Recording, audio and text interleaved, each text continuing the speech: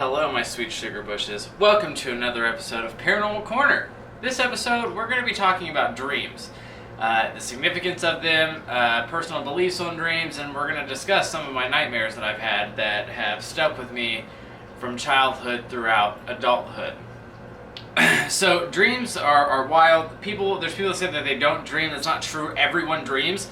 Some people just immediately forget their dreams upon waking up. That is a thing that happens. Most dreams are, not most, but the best and longest dreams we have are in our sweet spot when we're in the state of REM, which is rapid eye movement during sleep, and that's when we have our longest dreams. People have anywhere from I think it's 5 to 10 dreams a night, and they all span from 90 seconds to 120 seconds. Now, some people believe that dreams are just random thoughts and feelings and processes put together in our mind that we experience while we sleep. They don't see any significance in them. They don't really pay any attention to them. I'm not one of those people. I personally believe that dreams play a significant role in our trying to tell us what our subconscious wants us to hear, as well as giving us some kind of foreshadowing or warning signs of dangers that lie ahead. I'm also a firm believer that spirits and things of that nature can visit you in your dreams. I am a very vivid dreamer. I dream a lot, and I remember most of them upon waking up. It's about when I go throughout my days when I start forgetting them, so I've been trying to write them down as best as I can. Another interesting fact about dreams, I always find it funny, people wake up and sit there and be like, man, I had a dream about this person I've never seen in my life, blah, blah, blah, blah, blah, don't know who they were, this, that, and the other. That might be true. You may not remember who they were, but your face can't make, your brain can't make up faces. So every person you see in your dream that you don't recognize is actually someone you've probably passed on the street or just seen on TV that was like an extra, and your mind just dumped it into your dream for some reason. Because like I said, our brains can't make up faces. They store every face we see, even if we don't vividly remember them. So getting on the subject of my dreams, I'm going to explain some of them to you, and we're going to talk about one dream I have that reoccurs once a year, and then two other dreams that I have personally had that scared the hell out of me. Not very common that I get scared by my dreams anymore. When I was very young, yes, there was a lot of violence in my dreams, but now as an adult it doesn't bother me. I know I'm pretty good at controlling my dreams too, so when something bad happens, I can usually make it go away. But it's so weird because my brain doesn't rationalize that while I'm dreaming. It's like I'm being chased. Like one dream I had, I was being chased by somebody, and in my head I was like, this is a dream. But instead of being like, if this is a dream, I can just make them go away. I could poof them out of existence. My head was like, if this is a dream, you need a gun. And then I had a gun in my hand, and I was like, let's fucking go, boys. And instead of just poofing the person away, it made no sense, but it happened. It was like this weird half-lucid dreaming thing. So getting on the subject of my dreams, so I have this one dream. It's reoccurring. It happens once a year, and I usually, I guess maybe I try to forget it, but it happens once a year. It has yet to happen this year, so I'm hoping we're in the clear, but it's happened every year since then. But I have this dream that I'm in this broken, war-torn city. The buildings are collapsed around me. There's rubble all over the place, debris. It looks like a bomb went off. And I'm with a group of people, and I'm looking around, and I don't really know any of these people. We just start walking. We start walking, and we start walking and walking and walking, and eventually we come to this pile of bodies, this giant pile of bodies, and on top at the pile of bodies is a table. And on one side of the table is this throne-like chair, and on the other side of across from the throne-like chair is just a regular steel chair from a WWE match. And one by one, when you look up at it, you can't see anyone sitting in the throne. But one by one, everyone walks up, one at a time, and sits down in the chair, and looks like they're starting to talk to somebody, and then they get up and walk back down. And I let everybody go first, and I go up last, and I sit down, and then I look directly in front of me. And I don't know if you've ever seen the movie The 13 Ghosts, but in that movie, it scared the hell out of me as a kid, but in that movie there's someone named the Angry Princess, and she's naked, and she has cuts all over, she's gray, and she's just got lacerations all over, very terrifying, especially when I saw it when I was younger. It scared the hell out of me. But I look up, and she's sitting across from me, or someone taking on that persona, maybe because my brain knows that it scared me so bad when I was a kid. And in front of me is a plate of rotting food. I look around, and then I look at her, and I ask, where am I? And she looks at me, and she says, you ask that every time you come here. And I'm like, okay, well, where the am I? And she responded, I'm not going to answer your questions anymore because you ask the same questions every time you come and we have this talk. I'm done answering your questions. You need to start remembering. And I was like, okay, well, I'm sorry. I just don't remember. And she took the plate of rotting food that had maggots and stuff like that in front of us and threw it in my face, and I'm covered in this like rotting food that has maggots all over it and stuff like that. And she says, get up, it's time to go now. And so I get up and we walk down this pile of bodies, and she starts leading us through this war-torn city. And eventually we come to a fun house, and it looks like something straight out of It. It's got a super big clown in the front. It's just a fun house. Above the entrance that are the clown's teeth, it says like abandoned hope, all who enters here. And she opens the doors, and one by one people start filing in. I'm last in line, and I wake up before I get inside the fun house. And it's just the weirdest thing because she remembers me, but I don't remember her. So I don't know if it's my brain just coping with some kind of trauma, replaying this dream, or if someone's trying to visit me or something. I don't know. It's very odd, and I don't know if I'm a firm believer in things visiting you in your dreams. I don't know if it's somebody trying to visit me, or it's just my brain processing trauma from my childhood in such a weird way. But whatever it is, it scared the hell out of me, and I haven't had it this year yet, but it usually happens around the start of winter, so we'll see. I'll keep you guys updated if I have it again. So moving on, one night I was doing some spell work. I was dressing some candles and doing some spell work at my altar, and afterwards I started feeling really uneasy. I felt like something was wrong. I didn't know what was, I couldn't really pinpoint it, but everything felt dark. Usually my altar is like this light of hope in my house. Like even if I'm feeling down, I can look at my altar and I feel okay. But even my altar just felt dark. It felt like all the light and the spirit had been stripped out of it, and I just felt awful. I didn't feel good. And so I was like, all right, well, I'll burn some sage, I'll open the windows and doors, my patio door, see if I can get whatever's in here out that's making me feel like this. And so that's what I did, and I thought it worked because I kind of felt a little bit better, but maybe that was just my mind telling me to feel better because of the ritual I did. But, so my bed is in my living room now, but my couch used to be here. My couch used to be here, and I used to sleep on my couch all the time. So that night, I go to sleep on my couch, and I'm not sleeping well, and then I wake up, or I thought I woke up, but I'm sitting straight up on my couch and I can't move, and I'm kind of terrified. I'm looking around the room, and I see something between my kitchen and my altar here. I usually tell this story and I can't show people, but I'll actually show you where this thing was standing. Oh God, you scared the out of me, Evie. Holy.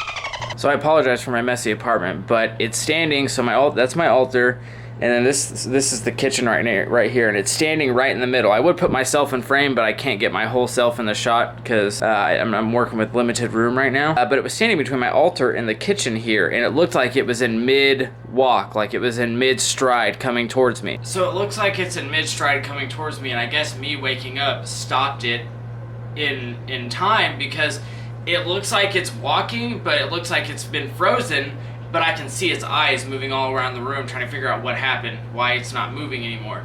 If you ever played the Silent Hill teaser, PT, that's exactly what it looked like. It looked like Mother from PT. Honestly, telling the story is really kind of like making me have a little bit of anxiety. I feel really weird right now. It's alright. Okay, so I'm looking at it, and it's looking directly at me now, and in my head I'm like, dude, what the fuck? And I end up going back to sleep, I guess. And so I go back to sleep, and I have this dream that I'm at my parents' house, and I'm in my bedroom, and my brother comes and wakes me up, and he says, hey man, what's up? And I'm like, just hanging out. And I was like, I'm sleeping, dude. What's up? And he's like, oh, not a whole lot. I'm gonna go downstairs and get something to eat. And I was like, oh, okay. If I can have fun, dude, whatever. And then it hits me that, my brother's in prison. What is he doing here? And so I get up to go try and find him because I miss him. And I walk downstairs, and the way my parents' house is set up, you go down the stairs, and if you go immediately to your right, there's the living room. If you go immediately to your left, there's the kitchen. And so I go downstairs to find him, but nobody's home, and everything looks normal.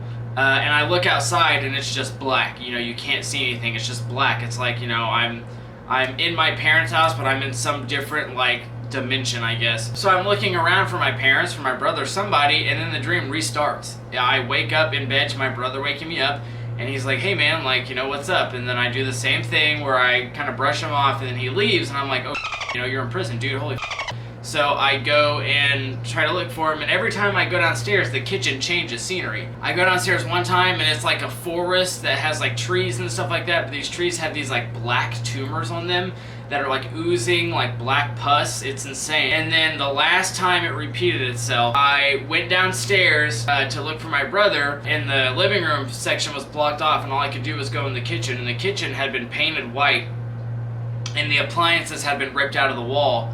And my mom was standing in the corner in the back of the kitchen. And if you're new, I have a very good relationship with my mom. My mom is like my role model, my number one fan. Like, I love my mom so much. She is everything to me. And I kind of walk over to her because she looks very malnourished, very emaciated and skinny. I start walking over to her, and she turns around to face me, and she's like scratching her arm, but she scratched her arm all the way down to the bone, and she's just like ripping off pieces of skin.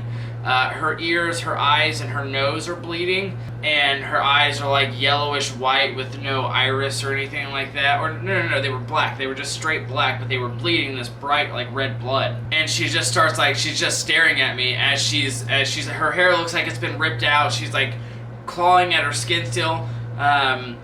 She smiles at me, and like her lips kind of break apart, and she has these like rotting yellow sharp teeth. The closest thing I can describe it as it looked like was like a demonic tweaker junkie. Like, that's what it looked like. It scared the living hell out of me though. So I kind of backed up, and I like closed my eyes, and I was like, I don't want to be here anymore. I don't want to be here anymore. And I opened my eyes, and I was in this cave, and I was looking around the cave and trying to figure out where I was, and there were torches lit down this cavern. And so I start following the torches, as one does, and the torches lead me to this little room that's been opened up. And I am sitting there looking around, and in the corner there's a man, and he's got a robe on, and he's looking down, he's kind of hunched over. And again, I'm still terrified from the previous things that I've seen, so I'm very hesitant to talk to this person. But he gets up and he walks over to me. And as he walks over to me, I still can't see his face because he has a hood up. He hands me this like scroll style thing, and I open it up, and in red letters across this like very aged paper, it says Asmodeus. He puts his hand on my shoulder, and I wake up, and I was very confused for a couple of days. I was like, man, I don't know what the was that. I don't know who Asmodeus is, this, that, and the other. If you know anything about demonology, to take away a demon's power, you have to, you learn its name, and knowing its name takes away its hold over you. So I did a little bit of research of my own on who Asmodeus was, and it turns out he's the prince of demons. It's said that people who fall into Asmodeus' ways will be sentenced to an eternity in the second level of hell. I fully believe that whoever handed me that scroll, because ever since that happened, I have not seen this thing since. But I fully believe whoever was in that cave and handed me that scroll was looking out for me. It was someone watching over me. After I had that dream and they gave me that scroll that had the Asmodeus' name on it, I felt so much better. It was just the weirdest thing ever, because I've had some pretty odd dreams, and I've been visited by some pretty odd things in my dreams. I've never had something that powerful with the ability to control my dreams like that. I've never had that happen, so it scared the absolute hell out of me. So for my last dream story, we're going to tell one that I had a couple years ago. If you've been to my TikTok lives or anything like that, or you follow me on other social medias, you'll know that the place I work is quite haunted. It is quite the active place. That's one of the reasons I enjoy working there so much. Anyhoozle. So my second week working there, my first week I got told to get out. I was sitting in my office and I'm typing up a report, and right behind my head something's just like, get out. And I told my boss, and I went out to the lobby and looked around. Nobody was there. If anyone was there, they couldn't throw their voice directly behind me. And I talked to the RA in the office, and I was like, hey, this just happened to me. And he was like, don't worry about it. They're just messing with you because you're new. Just don't let them get to you. And I was like, okay, cool. But I talked to my boss about it as well, and he thinks that I was sitting at his desk or in his usual spot, and whatever it was used to seeing him there, but didn't like me sitting in his space, so it just told me to get out. which I went back into my office, gathered my things, sent my report, and I got out of there. But anyways, so I'm usually a third shift worker. I work graveyard. Part of my duties at work is to walk around the buildings and pull on the doors and make sure they're locked and secure for the night. So one of the buildings I check is the cafeteria, which I've had numerous paranormal experiences in, and it scares the living hell out of me. It's like in my top 3 buildings I won't go into alone. So my second week working, I have this dream that I wake up and I'm inside the cafeteria. Now, I know something's wrong already because I don't go inside these buildings to check them to be locked. I go around them on the outside, the perimeter, and pull on the doors. Never go inside of them. And the way the cafeteria is set up is in the lobby. There are 4 doors on the inside. There's a little buffer zone, and then the 4 doors that lead to the outside. And so I'm standing there around in the lobby, and I'm looking, and I look outside, and I see my nephew sitting on a bench outside, and I'm like, that's weird, because at the time he's like 4 years old, 3 or 4, and I walk outside and I'm like, Abel, what are you doing here, buddy? You know, you're not supposed to be here. And he doesn't pay any attention to me. He just looks straight ahead, and his eyes are real wide. He looks scared. So I turn around to see what he's looking at, and from the bench where he's sitting, there's a long sidewalk that leads to the library, and there's one street light on that sidewalk, and under that street light, this just 7-foot tall black figure is standing there. It's got these long fingers that are like spider's legs. It's emitting this black smoke. It doesn't have any features. It's just black, and it's f***ing evil. And I get freaked out, and I pick up my nephew and I run inside the cafeteria. I set him down and I'm like, hey, go hide. I'll come get you when things are safe. So he runs off, and I turn around and pull out my work keys, because I'm going to lock the door so this thing can't get inside. But when I turn around, instead of there being 4 doors on the inside and 4 doors on the outside between that buffer area, there are 8 doors on the inside and 8 doors on the outside between that buffer area. So I'm like, oh shit. So in typical horror movie fashion, I'm like struggling with my keys to lock these doors. It doesn't work. This thing gets inside. It does that really creepy thing you see in scary movies where something's too big to fit through the door, so it like pulls itself through, and it gets inside, and it's looking down at me, and I'm looking up at it, and it takes its hands with its long spider-like fingers, and it puts them around my ears, and I become very concussed and nauseous. My ears start ringing really bad, and it picks me up to look at it in its featureless face, and then the loudest scream I've ever heard just starts ringing in my head, and then I woke up. And it's been a long time. It's been quite a long time, you know, not since I was a kid that I've ever been scared of my dreams, but that dream truly terrified me to the core. It scared the absolute hell out of me, and to the point where when I woke up, I didn't want to get out of bed because I was so afraid that whatever that was waiting for me in the hallway. I was afraid I was still dreaming. I don't know if it was a demon or if it was just an angry spirit, but I've seen a black figure like that around my workplace. It was staring at me from a window in this building. I'll post some pictures of it. But I don't know if that was the same thing, because when whatever was in that window was staring at me, I never got an evil feeling from it, and I've got a pretty good intuition. I was a little creeped out because, you know, something is staring at me in an empty building that's not supposed to be there, but I never felt like it was just evil. But whatever was in this dream was the definition of evil. I felt like such dread come over me when I saw it. It was the worst. And like I said, I'm a firm believer in things visiting you in your dreams. I haven't really had many family members that have passed visiting me in my dreams. The last time someone visited me in my dreams was quite a long time ago. My best friend passed away in high school, and it was very devastating to me. It really did a number on me, and I had friends talk to me and say, you know, I saw him in my dreams last night, and I was kind of upset because I was like, yo, you know, why haven't you visited me in my dreams? There was one time, though, that I almost saw him. I was at a party and I passed out because I was doing a lot of drinking at the time, just kind of like cope with everything. So I was having a lucid dream, and I was like, oh man, if I'm having a lucid dream, I can do a backflip. And so I did a backflip, and I was in this big open field, and I was like, if I'm having a lucid dream right now, that means I can see Jake, my friend that had passed away.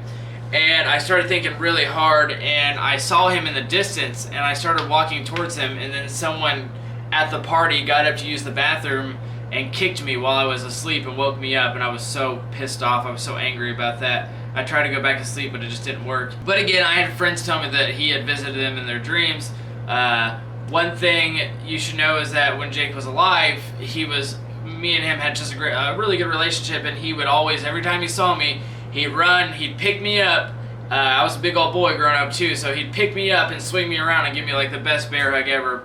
And I remember one night I had a dream that I was in someone's backyard with a ton of people. We were all having like a water balloon fight with water balloons and water guns. But inside the backyard was like a big tree house that looked like it was straight out of Kids Next Door. I remember in the dream I could see him out of the corner of my eyes. I could see him in the crowd, and I would always turn to try to find him, but he would, disappear every time I did. And then finally, I saw him walking up the tree house into one of the rooms that was attached to the tree, and I ran up there and walked inside behind him, and it was just me and him. There was nobody else there, and I was just like, "Hey man, where have you been? Like, everyone's saying that you visited them in their dreams, and I've been waiting for you. I've been trying to see you." And I was like, I miss you so much. Like, it's unreal how much I miss you. And I was just like, I'm sorry I wasn't there for you when you needed it. I'm just sorry. And he walked over, just smiled at me, and then hugged me and picked me up and swung me around. And we just hugged for a couple minutes, and then he just let go of me, and he smiled at me and then left. And that was the last time I saw him. Like, no words were said, but I don't think there was any words. That was the best thing he could have done. Why did I tell that story? Because now I want to cry. But dreams are very, very interesting. There's a lot that can happen in dreams. Dreams do have some kind of meaning. They tell you what you're feeling, even when you don't know what you're feeling. It's your subconscious trying to communicate with you. Again, this is my opinion. This is from me, the dreams I've had, and how I felt. This is what I truly believe now. I highly recommend you write down your dreams. If you want to learn how to lucid dream, I can do a video on that as well. But writing down your dreams helps a lot, as well as buying a dream dictionary that you can kind of have words to interpret. I've got one that's very thick, and it's got tons of things that happen in dreams that tries to explain, what maybe that means. But again, thank you so much for stopping by for Paranormal Corner. I think, what do you guys want to hear? Also, if you have a paranormal story you want me to read to people, you can email me at snacksandfanmail@gmail.com. Please, at the end of it, tell me if you want me to say your name or you want to remain anonymous. That would be super helpful, because I don't want to put anyone's information out there that doesn't want it out there, even though it's just your name, but still. Well, let me know also what you want to hear about, what you want to hear in the next episodes of Paranormal Corner. We can talk about astral projection. We can do dreams as well. If you have some weird dreams you want to write in, I can read them off. Dreams is such a broad topic that, I could do multiple videos on it. But Paranormal Corner is just basically going to be like anything that either involves the paranormal or just spiritual style type stuff, like astral projection, out-of-body experiences, lucid dreaming, things of that nature. Anything kind of like on the occult side, kind of anything that just has to do with the spiritual side. If there's a topic you want me to cover, please leave it down in the comments and we'll get to it. I pinky promise. But thank you so much for stopping by. Thank you for the support. I will leave some links to my other social medias down there. The podcast is coming soon. We're calling it The Snacks Back. I should be recording an episode tomorrow, and then I just have to find a hosting site, which has been the biggest pain in my ass, but we're going to get to it. So thanks for stopping by. I'll see you tomorrow for True Crime. We are doing The Girl Encased in Concrete, which is a very heavy case, so just forewarning. I love you guys so much. Be safe out there. Wear a mask. Compliment somebody, but most of all, compliment yourself, please.